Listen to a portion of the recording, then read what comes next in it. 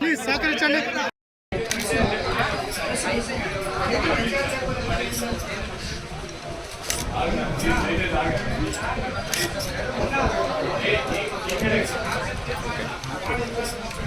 Friends కొంచెం cooperate. Okay sir.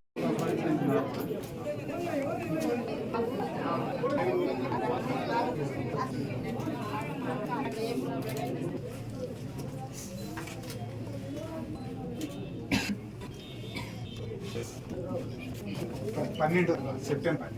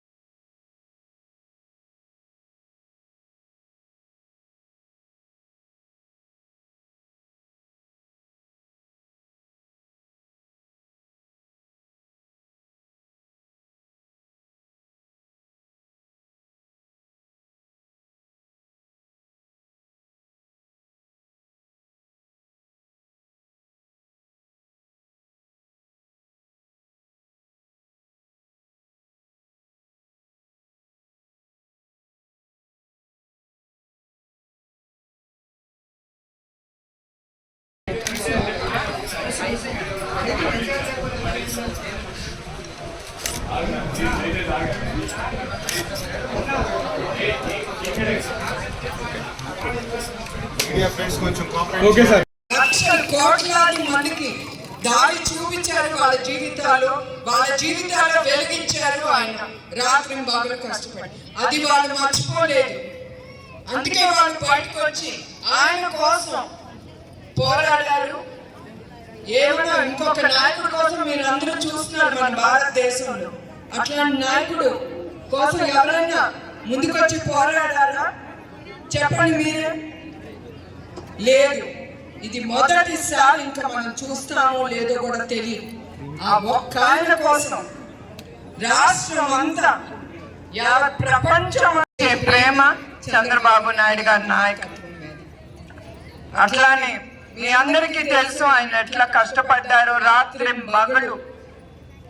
ఆ 5 సంవత్సరాలు 14 ఏళ్ళుగా సీఎంగా ఉన్నా కూడా ఆయన పోయిన 5 సంవత్సరాలు అదొక వేరే కష్టం ఆయన చేసింది. ఎందుకంటే విభజన అయిన తర్వాత మనని కట్టు బట్టలతో బయటికి పంపించేశారు.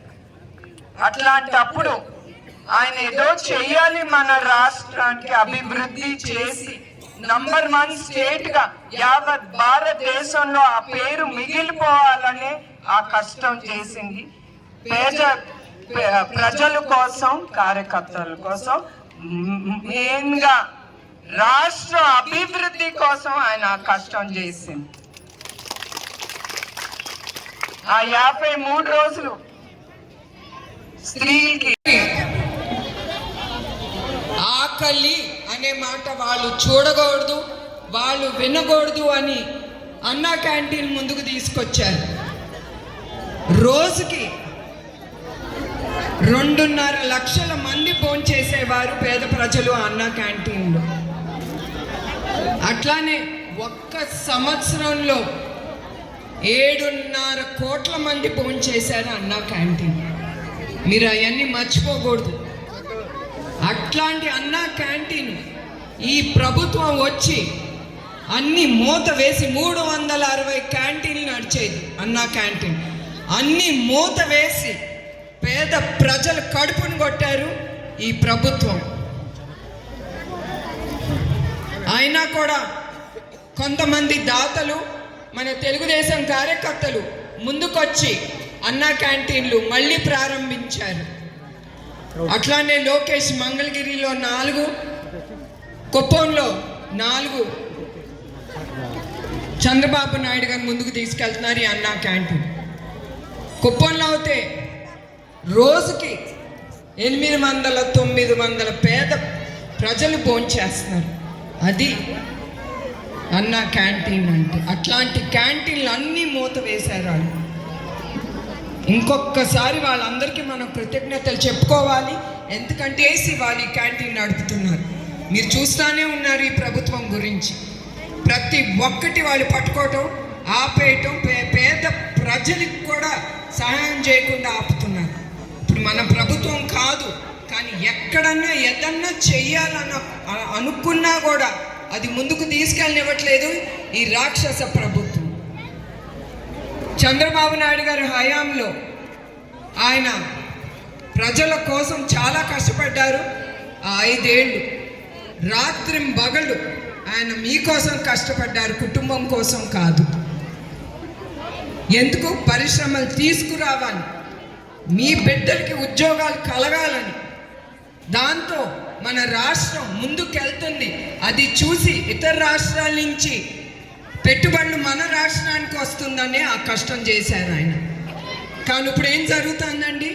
ఆయన తెచ్చిన ప్రతి పరిశ్రమ ఇక్కడి నుంచి మూత వేసి వాళ్ళు ఇతర రాష్ట్రాలకు వెళ్ళిపోయి అక్కడ పెట్టుబడులు పెట్టి అక్కడ నిరుద్యోగులకి ఉద్యోగాలు పెంచుతున్నారు. ఇక్కడ మన ఆంధ్రప్రదేశ్లో నిరుద్యోగమే నిరుద్యోగం. ఎక్కడ చూసినా ఉద్యోగాలు లేవు, ఉద్యోగాలు ఎక్కడ వస్తాయి? ఇక్కడ ఏమన్నా ఈ రాక్షస ప్రభుత్వం ఏమన్నా ఒక పరిశ్రమ తీసుకొచ్చిందా? మీరే చెప్పండి. అట్లానే చంద్రబాబు నాయుడు గారు పోలవరం మొదలుపెట్టారు. ఒక 72% అయ్యింది. అది గనక ఆయన ఉండుంటే తప్పకుండా పూర్తయ్యేది. మరియు మహిళా శక్తికి ప్రతి ఒక్కరికి పేరు పేరున నా హృదయపూర్వక నమస్కారాలు. ఎస్పెషలీ మహిళా ముస్లిమ్స్ సోదరి మనులకు రోజా అని కూడా లెక్క పెట్టకుండా ఇక్కడికి వచ్చారు. అది నాకు చాలా సంతోషంగా ఉంది. ఎందుకంటే మీకు చంద్రబాబు నాయుడు గారి మీద మీ చూపించే ఆ గౌరవం, పార్టీ మీద చూపించే ఆ గౌరవం, మీ అందరికీ నా హృదయపూర్వక నమస్కారాలు. మన పార్టీ మొదలుపెట్టింది ఎవరండి చెప్పండి? కార్యకర్తలు మీ అందరికి బాగా తెలుసు. నందమూరి తారక రామారావు గారు. ఆయన మన తెలుగు జాతి తర్వాత పేద ప్రజల్ని మనసులో పెట్టుకొని అది అవసరమని ఆయన తెలుగుదేశం పార్టీని తీసుకొచ్చారు ముందుకి. అట్లానే కిలో 2 రూపాయల బియ్యం పేద ప్రజలకి ఆయనే, ఆ ఘనత ఆయనకే వెళ్తుంది. అదే కాదు, పేద ప్రజలకి ఆయన చాలా పథకాలు తీసుకొచ్చారు. అట్లానే ఆయన బాటలోనే మన నాయకుడు చంద్రబాబు నాయుడు గారు కూడా అట్లానే రామారావు గారు ఏ సిద్ధాంతాలను ఆయన నమ్మారో ఆ సిద్ధాంతాలతో పార్టీని ముందుకు తీసుకెళ్లారు. ప్రతి వర్గానికి న్యాయం జరగాలని ప్రతి పథకం ఆలోచించి ఆయన ప్రతి వర్గంలో ఉండే వాళ్ళందరూ